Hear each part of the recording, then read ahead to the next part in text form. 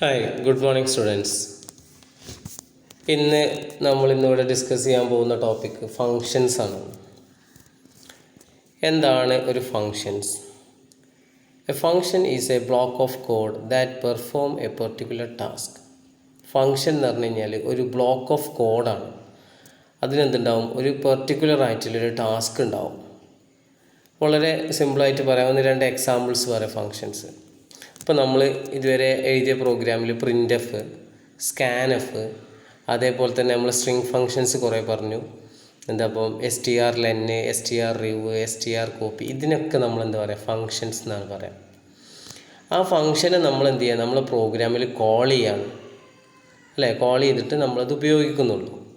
Actually ആ ഫങ്ഷൻ്റെ definition അല്ലെങ്കിൽ ആ ഫങ്ഷൻ എന്താണ് എന്നുള്ളത്, അല്ലെങ്കിൽ ആ ഫങ്ഷൻ്റെ ഉള്ളിൽ എന്താണ് കോഡ് എഴുതിയിരിക്കുന്നത് എന്നുള്ളത് നമ്മൾ കണ്ടിട്ടില്ല. കാരണം എന്താ? പ്രിൻ്റ് എഫും സ്കാൻ എഫ് എന്നൊക്കെ stdio.h എന്നുള്ള ഹെഡർ ഫയലിൻ്റെ ഉള്ളിലാണ്. അതേപോലെ തന്നെ സ്ട്രിങ് ഫങ്ഷൻസൊക്കെ string.h എന്നുള്ള ഹെഡർ ഫയലിൻ്റെ ഉള്ളിലാണ്. ആ ഹെഡർ ഫയലിൻ്റെ ഉള്ളിൽ എന്തുണ്ടാവും? ഈ ഫങ്ഷൻസിൻ്റെ ഡെഫിനീഷൻസ് ഉണ്ടാവും. മനസ്സിലായില്ലേ? ആ ഫങ്ഷൻസിനെ കുറിച്ചിട്ടാണ് ഇനി നമ്മൾ, അല്ലെങ്കിൽ അങ്ങനത്തെ ഫങ്ഷൻസ് എങ്ങനെയാണ് എഴുതുക, എന്തൊക്കെയാണ് അങ്ങനത്തെ ഫങ്ഷൻസിൻ്റെ പ്രത്യേകതകൾ, എങ്ങനെയാണ് ആ ഫങ്ഷൻ എഴുതുക, എങ്ങനെയാണ് അത് കോൾ ചെയ്യുക, എന്താണ് അത് ഉപയോഗിക്കുന്നതുകൊണ്ടുള്ള നമുക്കുള്ള ഉപയോഗങ്ങൾ, ബെനിഫിറ്റ്സ് എന്നുള്ളതൊക്കെയാണ് നമ്മളിവിടെ പറയാൻ പോകുന്നത്.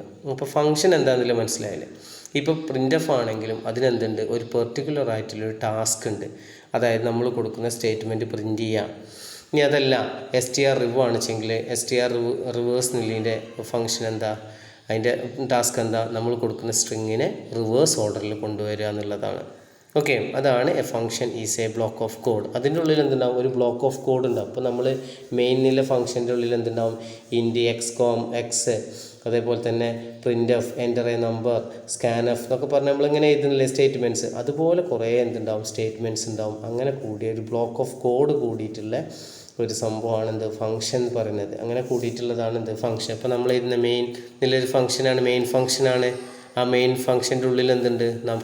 അതിൻ്റെ കോഡൊക്കെ എഴുതിയിട്ടുണ്ട്. മനസ്സിലായി? അതിനാണ് എന്ത് പറയുന്നത്? A function is block of codes to perform a particular task. അതിനെന്തുണ്ടാവും? ഒരു പെർട്ടിക്കുലർ ആയിട്ടുള്ളൊരു ടാസ്ക് ഉണ്ടായിരിക്കും.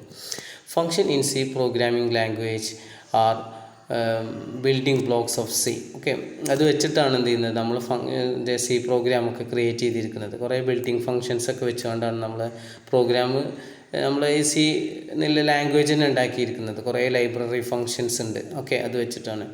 അതേപോലെ തന്നെ എന്തുണ്ടാവും? A function is a sequence of statement to perform a specific task and it can be called by other functions. ഇപ്പോൾ എന്താ?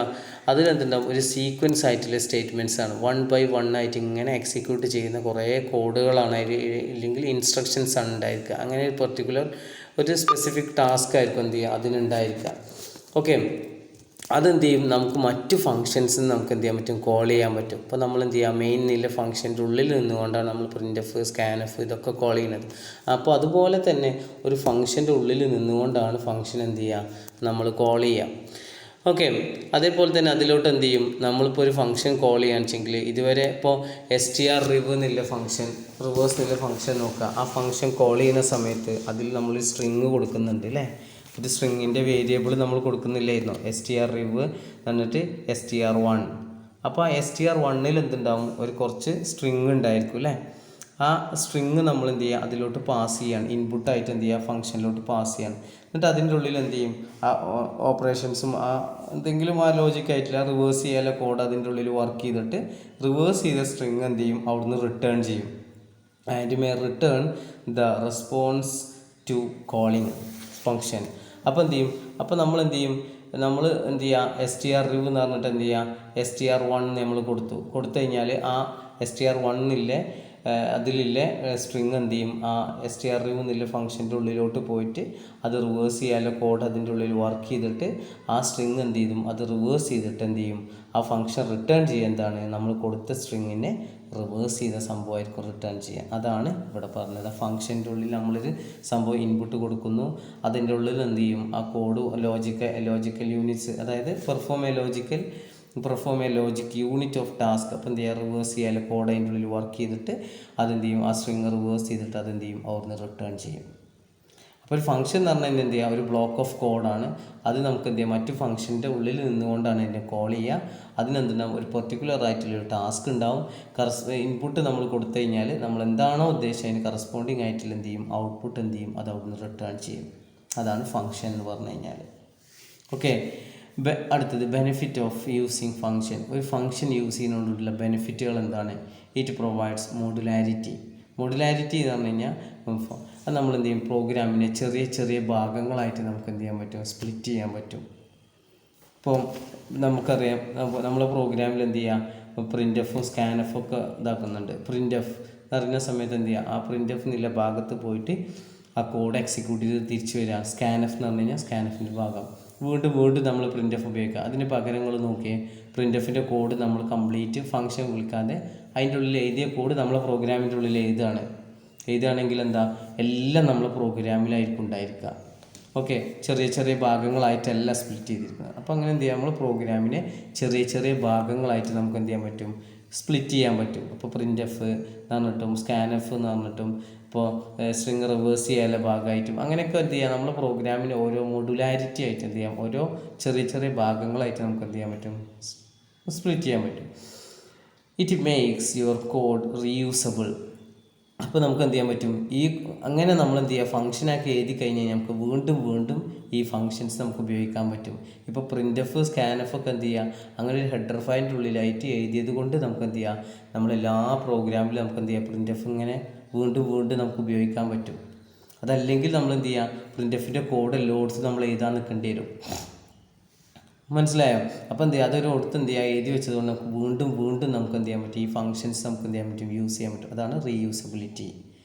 In case of large program 1000. അപ്പോൾ പിന്നെന്താണെന്ന് ചോദിച്ചു കഴിഞ്ഞാൽ, നമുക്കിങ്ങനെ ഫംഗ്ഷൻസ് ആക്കി എഴുതി കഴിഞ്ഞ് കഴിഞ്ഞാൽ ഡീബങ്കിങ്ങും എഡിറ്റിംഗ് ബിക്കം ഈസിയർ. നമുക്ക് എന്ത് ചെയ്യാം, ഒരുപാട് ലൈൻസ് ഓഫ് കോഡ് ഉണ്ട്, അതെന്ത് ചെയ്യാം, എല്ലാം കൂടി നമുക്ക് നോക്കി മനസ്സിലാക്കാം. അപ്പോൾ ഇപ്പോൾ നമ്മൾ എന്ത് ചെയ്യുക, പ്രിൻ്റ് എഫ് എന്ന് പറഞ്ഞ ഫംഗ്ഷന് ഫംഗ്ഷൻ്റെ ഉള്ളിൽ എഴുതാതെ അതിൻ്റെ കോഡ് നമ്മൾ പ്രോഗ്രാമിൽ എഴുതിയിട്ടുണ്ട്. അതിന് തന്നെ വലിയ കോഡ് ഉണ്ടായിരിക്കും. ഓക്കെ, ഇപ്പോൾ നമുക്ക് എന്ത് ചെയ്യാം, പ്രിൻ്റ് ചെയ്യുന്നിടത്ത് എന്തെങ്കിലും മിസ്റ്റേക്ക് വന്നു, അതെവിടെയെന്നില്ല നമ്മൾ എന്ത് ചെയ്യുക, നമ്മൾ കോഡിൻ്റെ ഉള്ളിൽ ഓരോ സ്റ്റേറ്റ്മെൻറ്റ് നോക്കി നമ്മൾ എന്ത് ചെയ്യണം, ഫൈൻഡ് ഔട്ട് ചെയ്യണം.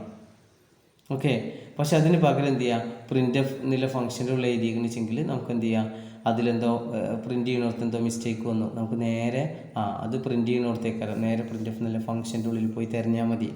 ബാക്കി നമ്മൾ പ്രോഗ്രാമിൻ്റെ ഉള്ളിടത്ത് പല സ്ഥലങ്ങളിൽ നമ്മൾ തിരയാൻ നോക്കേണ്ടി വരും. അപ്പോൾ നമുക്ക് ഈസി ആയിട്ട് നമുക്ക് എഡിറ്റ് ചെയ്യാൻ പറ്റും. ഇനി പ്രിൻ്റ് എഫ് ചെയ്യുന്നിടത്ത് എന്തെങ്കിലും മാറ്റങ്ങൾ വരുത്തണം, നേരെ അവിടെ പോയി മാറ്റം വരുത്തിയാൽ മതി. മറ്റേ നമ്മൾ മുകളിൽ നിന്ന് ഇങ്ങനെ തിരഞ്ഞു വരണം, എവിടെയാണ് ആ സ്റ്റേറ്റ്മെൻറ്റ് എന്നുള്ള ഭാഗം കണ്ടെത്താൻ നിൽക്കണം. അപ്പോൾ അതേപോലെ തന്നെ എഡിറ്റ് ചെയ്യാനും ഡീബഗ് ചെയ്യാനൊക്കെ എന്ത് ചെയ്യാം, ഫങ്ഷൻസ് കൊടുക്കുകയാണെന്ന് വെച്ചെങ്കിൽ അത് ഈസിയർ ആയിരിക്കും. അതേപോലെ തന്നെ റീയൂസബിലിറ്റി ആൻഡ് അതേപോലെ തന്നെ it make the program more readable and easy to understand. അപ്പോൾ അതേപോലെ തന്നെ നമുക്ക് എന്ത് ചെയ്യാം, പെട്ടെന്ന് നമുക്ക് മനസ്സിലാക്കാൻ പറ്റും, ഈ ഭാഗം ഇന്നതിനാണ് എന്നുള്ള രൂപത്തിൽ നമുക്ക് എന്ത് ചെയ്യാൻ പറ്റും, പെട്ടെന്ന് നമുക്ക് എന്ത് ചെയ്യാൻ പറ്റും, മനസ്സിലാക്കാൻ പറ്റും.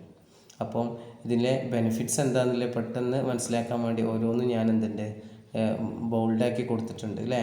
ഫസ്റ്റ് എന്താ, മോഡുലാരിറ്റി. എന്താണ് മോഡുലാരിറ്റി? പിന്നെ അതേപോലെ തന്നെ കോഡ് റീയൂസബിൾ, അതേപോലെ തന്നെ debug and edit become easier. നാലാമത്തെ reusable and easy to understand. Okay, അപ്പോൾ അതാണ് ബെനിഫിറ്റ് ഓഫ് യൂസിങ് ഫങ്ഷൻസ്. മനസ്സിലായിട്ടുണ്ടാവും എന്ന് വിചാരിക്കുന്നു.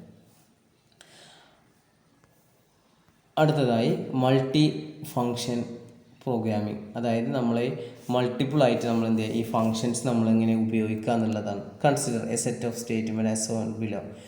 താഴെ ഞാൻ എന്തുണ്ട്, കുറച്ച് കോഡ് എഴുതിയിട്ടുണ്ട്. അപ്പോൾ എന്ത് ചെയ്യുക, ഈ കോഡ് എന്തിനാണ് ഉപയോഗിക്കുന്നതെന്ന് ചോദിച്ചു കഴിഞ്ഞാൽ, നമ്മളൊരു മൈനസ് ഉണ്ടല്ലോ, അതായത് ഐഫൺ എന്ത് ചെയ്യുക, ഒരു 39 പ്രാവശ്യം പ്രിൻറ്റ് ചെയ്യാൻ വേണ്ടിയിട്ടാണ്. അതായത് നമുക്ക് എന്ത് ചെയ്യാം, ഒരു സ്റ്റേറ്റ്മെൻറ്റിൻ്റെ താഴെ ഇങ്ങനെ ഒരു ലൈന് കൊടുക്കാം. ഒരു ലൈന് സ്ട്രെയിറ്റ് ലൈൻ നമുക്ക് വരക്കാനൊന്നും പറ്റില്ല. സിയിൽ നമുക്ക് എന്ത് ചെയ്യാം, ഡോട്ട് ഇട്ടാണ്ടോ അല്ലെങ്കിൽ അണ്ടർസ്കോർ ഇട്ടിട്ടോ അല്ലെങ്കിൽ ഐഫോൺ ഇട്ടിട്ടൊക്കെ നമുക്ക് എന്ത് ചെയ്യാൻ പറ്റും, ലൈന് ക്രിയേറ്റ് ചെയ്യാൻ പറ്റുള്ളൂ. അപ്പോൾ നമുക്ക് എന്ത് ചെയ്യാം, അപ്പോൾ ഇവിടെ കണ്ടില്ലേ, അതിൻ്റെ പുറത്ത് റൈറ്റ് സൈഡിൽ കണ്ടില്ലേ, ഔട്ട്പുട്ട് എന്ന് പറഞ്ഞിട്ട് മുകളിലും താഴെ ലൈന്, ആ ലൈന് കൊടുക്കാൻ വേണ്ടിയിട്ടാണ് എന്ത് ചെയ്യുന്നത്, എഴുതിയിരിക്കുന്നത്. അപ്പോൾ അതിന് എഴുതിയ കോഡാണ് ഇവിടെ എഴുതിയിരിക്കുന്നത്. അപ്പോൾ അതിൻ്റെ ഫംഗ്ഷൻ്റെ പേരെന്താണ്, വോയിഡ് പ്രിൻറ്റ് ലൈൻ. എന്നിട്ട് എന്ത് ചെയ്യുക, പ്രിൻറ്റ് ലൈൻ വോയിഡ്, ഒന്നും ഇൻപുട്ടൊന്നും എന്തില്ല സ്വീകരിക്കുന്നില്ല, അതായത് അതിലോട്ടൊന്നും പാസ് ചെയ്യുന്നില്ല, ആർഗ്യുമെൻ്റ് ഒന്നും പാസ് ചെയ്യുന്നില്ല. ഓക്കെ, എന്നിട്ട് എന്ത് ചെയ്യുക, int i for i is equal to 1 i less than 40 വരെ എന്ത് ചെയ്യും, 39 വരെ എന്ത് ചെയ്യും, ഈ സ്റ്റേറ്റ്മെൻറ്റ് വർക്ക് ചെയ്യുമ്പോൾ എന്ത് ചെയ്യും, ഒരു സിംഗിൾ ലൈൻ എന്ത് ചെയ്യും, ഇങ്ങനെ ഓരോന്ന് ഒരേ ലൈനിൽ ഇങ്ങനെ പ്രിൻറ്റ് ചെയ്ത് വരും. ഇതാണ് നമ്മളെ പ്രോഗ്രാം. ഇനി ഇതെങ്ങനെ നമ്മൾ ഉപയോഗിക്കുന്നു, ഒന്നിൽ കൂടുതൽ പ്രാവശ്യം ഇതെങ്ങനെ നമ്മൾ പ്രോഗ്രാമിൽ ഉപയോഗിക്കുന്നു എന്നുള്ളതാണ് ഇവിടെ നമ്മൾ കാണിക്കുന്നത്. ഇപ്പോൾ നോക്കിയാൽ നമ്മൾ പ്രോഗ്രാം തുടങ്ങുകയാണ്, വോയിഡ് പ്രിൻറ്റ് ലൈൻ വോയിഡ്. അത് മുകളിൽ എന്ത് ചെയ്യണം, ഒരു ഫംഗ്ഷൻ നമ്മൾ ഇതിൽ ഉള്ളിൽ ഉപയോഗിക്കാൻ പോകുന്നതിൻ്റെ മുമ്പ് നമ്മൾ എന്ത് ചെയ്യണം, അത് മുകളിൽ ഡിക്ലെയർ ചെയ്യണം. അപ്പോൾ നമ്മൾ എന്ത് ചെയ്യുക, ഇൻറ്റ് ഐ എന്നില്ല നമ്മൾ മുകളിൽ ഡിക്ലെയർ ചെയ്തില്ലേ ആ ഫോർ ലൂപ്പിൽ ഉപയോഗിക്കുന്നതിന് മുമ്പ്, അതുപോലെ തന്നെ ഫംഗ്ഷന് നമ്മൾ എന്ത് ചെയ്യണം, ആദ്യം ഡിക്ലെയർ ചെയ്യണം എന്നാണ്. അപ്പോൾ എന്ത് ചെയ്തു, അങ്ങനെ അതെന്താ നമ്മൾ കമ്പൈലറിനോട് പറയാൻ പോകുന്നത്, ഇതുപോലൊരു ഫംഗ്ഷൻ ഇതിൻ്റെ ഉള്ളിൽ ഇനി ഉപയോഗിക്കാൻ പോകുന്നുണ്ട് അല്ലെങ്കിൽ എഴുതിയിട്ടുണ്ട് എന്നുള്ളതാണ് അവിടെ പറഞ്ഞു കൊടുക്കുന്നത്. അപ്പോൾ എന്ത് ചെയ്യുക, അത് കൊടുത്തു. അത് കഴിഞ്ഞ ശേഷം മെയിന് പ്രിൻറ്റ് ലൈൻ എന്നിട്ട് സെമിക്കോളം കൊടുത്തു, print of this illustrates the functions എന്ന് കൊടുത്തു, പ്രിൻ്റ് ലൈൻ. അപ്പോൾ എന്ത് ചെയ്യുക, ഫസ്റ്റ് പ്രിൻറ്റ് ലൈൻ കോൾ ചെയ്യുമ്പോൾ നേരെ അവിടുന്ന് ഫംഗ്ഷൻ എന്ത് ചെയ്യും, നേരെ അവിടുന്ന് ജമ്പ് ചെയ്തിട്ട് അതിൻ്റെ കോഡ് തൊട്ട് താഴെ എഴുതിയിട്ടുണ്ട്. പുറത്തേത് ലെഫ്റ്റ് സൈഡിൽ എഴുതിയ സെയിം സാധനം തന്നെ കേട്ടോ, പുറത്തേക്കും നേരെ എന്ത് ചെയ്യും, ഇവിടെ വരും. ഈ ഓരോ സ്റ്റേറ്റ്മെൻറ്റ് വർക്ക് ചെയ്യുമ്പോൾ അതിൻ്റെ ലാസ്റ്റ് എന്തുണ്ടാവും, ഒരു ഫസ്റ്റത്തെ ഈ ഔട്ട്പുട്ടിലെ ഫസ്റ്റത്തെ സ്ട്രൈറ്റ് ലൈൻ, ഇങ്ങനെ സ്ട്രൈറ്റ് ലൈൻ അല്ല, ഈ മൈനസ് വെച്ചാണ്ടില്ല ലൈൻ ഇങ്ങനെ പ്രിൻറ്റ് ചെയ്യും. അത് കഴിഞ്ഞ ശേഷം തിരിച്ച് എന്ത് ചെയ്യും, പ്രോഗ്രാം തിരിച്ച് നമ്മൾ മെയിൻ്റെ ഉള്ളിലോട്ട് തന്നെ ചെല്ലും. അടുത്ത സ്റ്റേറ്റ്മെൻറ്റ് എന്താ, print of this illustrates the function. അപ്പോൾ അതെന്ത് ചെയ്യും, അത് പ്രിൻറ്റ് ചെയ്യും. പ്രിൻറ്റ് ചെയ്ത് എന്ത് ചെയ്യും, അടുത്ത ലൈനിലേക്ക് പോകും. എന്നിട്ട് വീണ്ടും പ്രിൻറ്റ് ലൈൻ കോൾ ചെയ്യും. അപ്പോൾ വീണ്ടും എന്ത് ചെയ്യും, ഈ കോഡ് തന്നെ വീണ്ടും വർക്ക് ചെയ്തു ഉണ്ടോ, വീണ്ടും ആ കോഡ് തന്നെ വർക്ക് ചെയ്യുമ്പോൾ ലൈൻ വരും. ഇപ്പോൾ നമുക്ക് ശ്രദ്ധിച്ച് നോക്കാം. ഇപ്പോൾ നമ്മളൊന്ന് ശ്രദ്ധിച്ച് നോക്കാം.